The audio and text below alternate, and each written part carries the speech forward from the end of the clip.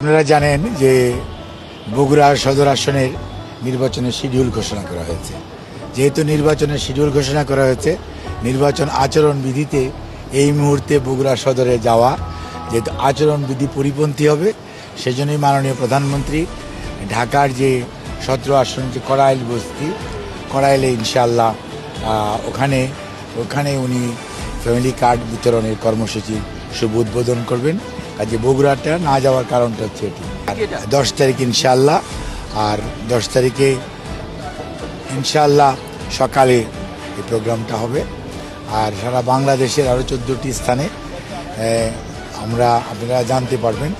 মাননীয় প্রধানমন্ত্রীর সবাইকে আমাদের যে দলীয় নেতা এবং মন্ত্রী মহোদয়রা আছেন তাদেরকে নির্দেশ দেওয়া হয়েছে যে ওনারা যার সংশ্লিষ্ট উপজেলায় অথবা অঞ্চলে ওনারা ওখানে থাকবেন এবং থেকে নিজেরা সরাসরি ফ্যামিলি কার্ড বিতরণ কর্মসূচি আপনার তদারকি করবেন, উদ্বোধন করবেন এবং সবার যারা ফ্যামিলি কার্ড পাওয়ার উপযুক্ত তাদের মধ্যে ফ্যামিলি কার্ড বিতরণ করবেন।